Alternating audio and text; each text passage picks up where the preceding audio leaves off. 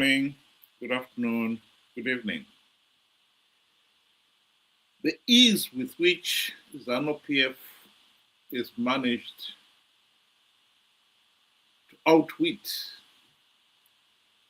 the opposition and the ordinary Zimbabweans themselves is disappointing. The people of Zimbabwe, we have not been paying attention at all. Zanu PF has managed to stay in power ever since independence in 1980 because they've been able to outwit the opposition and with even greater ease outwit the electorate. I've said on this record, on this platform, that when the people of Zimbabwe came out in their thousands in support of the 2017 military coup, that was a mistake. I said it at the time, and I was proven right. The people should have been concentrating on what is it that we need to do to end the Zanu PF dictatorship. That is not the same thing as what is it we need to do to replace Mugabe. But they were outwitted into believing that if they get rid of Mugabe, everything else will fall into place. The coup leaders, Mnangagwa and his colleagues, told the people following the 2017 military coup that the coup's primary purpose was to end the corruption and the mismanagement that had caused the country's economic collapse. And number two, it was going to end the case of rigged elections. The country was going to have free, fair, and credible elections. That's what Mnangagwa promised the people. The people believed him.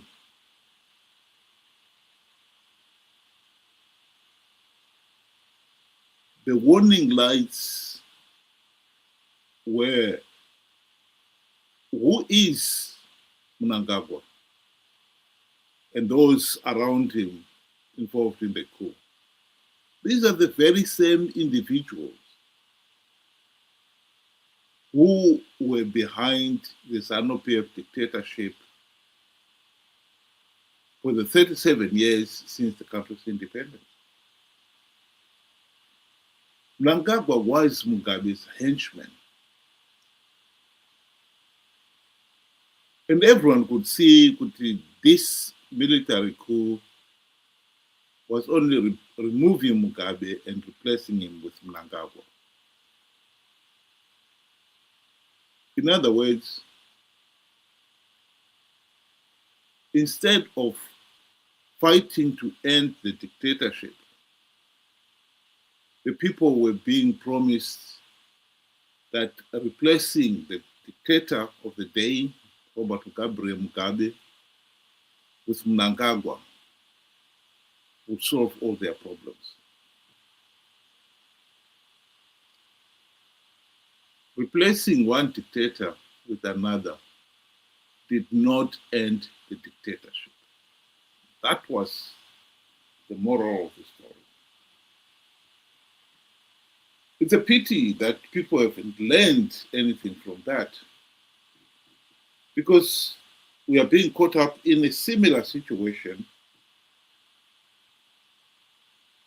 albeit this time the dictator who we are fighting to replace is Mnangagwa.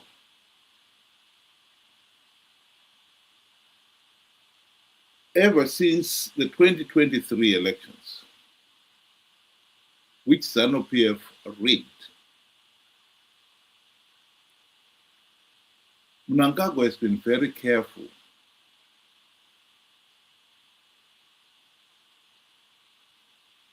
to take pressure from the fact that he was illegitimate. Those elections were not free, fair, and credible. And therefore, then, he was not legitimate. By throwing another problem in the field, the issue of Mnangagwa staying on beyond 2028 was thrown in soon after the 2023 elections. Before people could focus on the reality that Mnangagwa had rigged the 2023 elections and therefore then he is illegitimate, they were engaged with another problem. Are we going to let Mnangagwa extend his stay in office beyond 2028? And many people fell for that.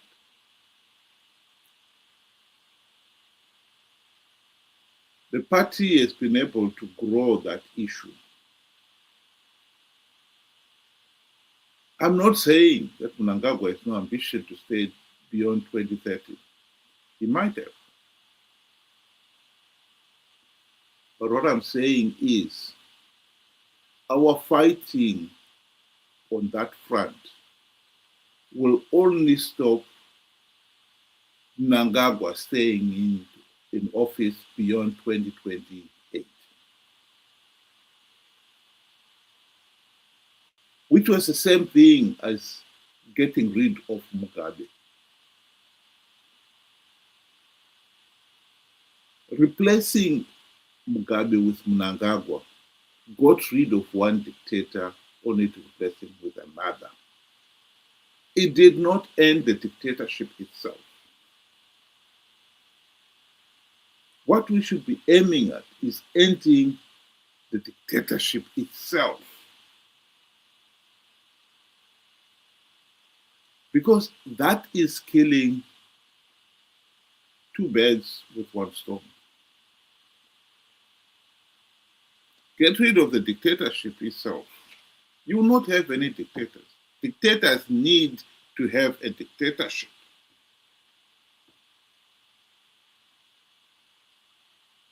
That is why it is important to concentrate on which one are we going to fight here. Are we going to fight this ED 2030 agenda, or are we going to fight to make sure 2028 elections are not rigged by Zanu PF and people are not conned to participate in their millions as they've done in the past to give that rigged election legitimacy?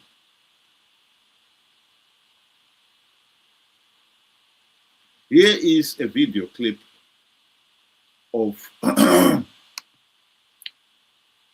some of the Zimbabweans who are already heavily involved in the fight, as we want to call it, to stop agenda ED 2030 agenda.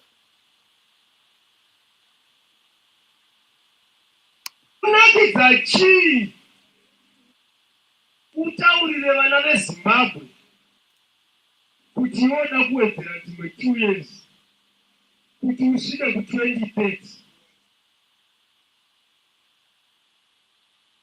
Vana veZimbabwe vakupambatidze mukaira mabhuma kuwedzera 2 years idzodzo chinomutasa kuti awedzere dzimwe 20 years chii. Saka isusu sevana veZimbabwe .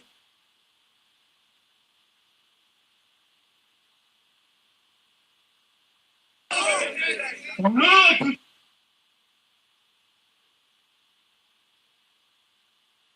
tingatauriko zvino takamira kuti vangoparura muone noitika asi iyo pavakada kuti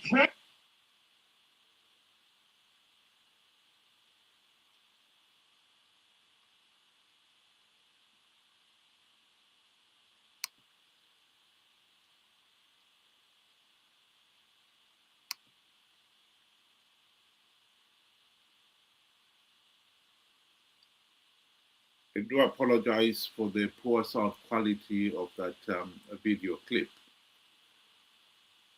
But what the gentleman was saying there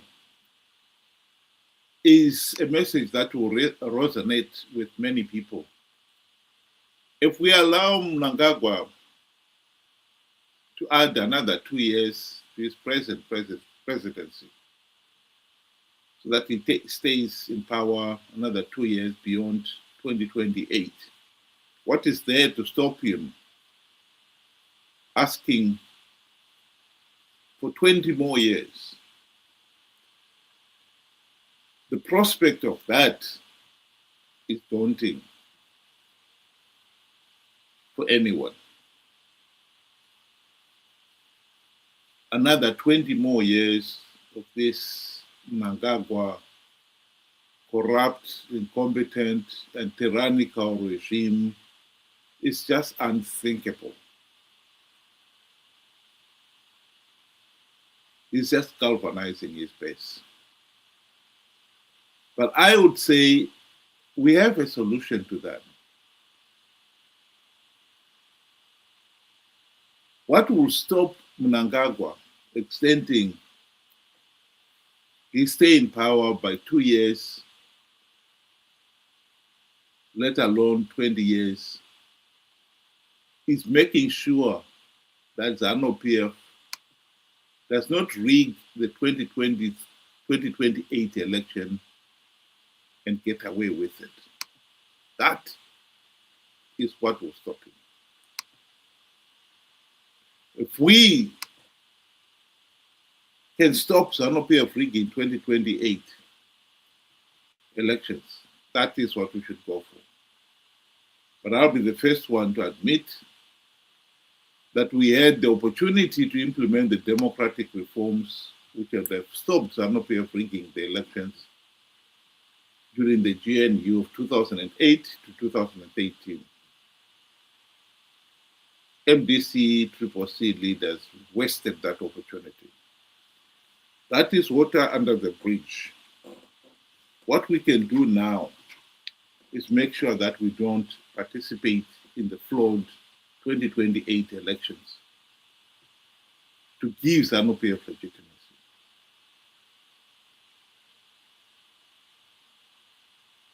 This is not an abstract idea. Zanu PF was forced to go into the GNU in 2008 because both SADC and the AU refused to give the regime legitimacy. That is what forced the regime to go into those power-sharing GNU. Yes, it's unfortunate that no meaningful reforms were implemented during the GNU of 2008 to 2018.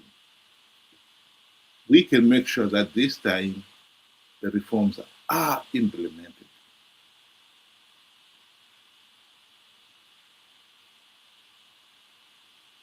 I know it's going to be very difficult for some people to drop this idea that ED 2030 agenda is the #1 issue before us, particularly when they hear such statements as if he claims if he's able to get 2 years to extend his stay in power by 2 years, you'll be able to extend it by 20 years. But I repeat, the ED 2030 is a decoy. we should focus on making sure that Zanu PF does not get away with rigged elections in 2028. Get that one right. It doesn't matter, even if between now and 2028, Mnangagwa is able to change the constitution to extend his stay in power. If we remain focused on the issue of 2028, Zanu PF must not get legitimacy. And they fail to get legitimacy. The country then will go into a new GNU. In the new GNU, it will not be a Zanu PF dictatorship. The dictatorship will be over. Particularly if we see to it that we implement the democratic reforms, as I've said.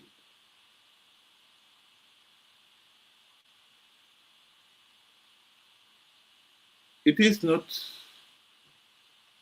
a complicated argument. It's just that Zimbabweans have been naive and very gullible when it comes to issues like that. We must not repeat 2017, where all we did is remove one dictator to replace him with another. We don't want to see ourselves in 2028 stopping one dictator extending his stay in office, but only to get another dictator. Because if Zanu PF wins, the Zanu PF dictatorship will remain, and we will have a dictator.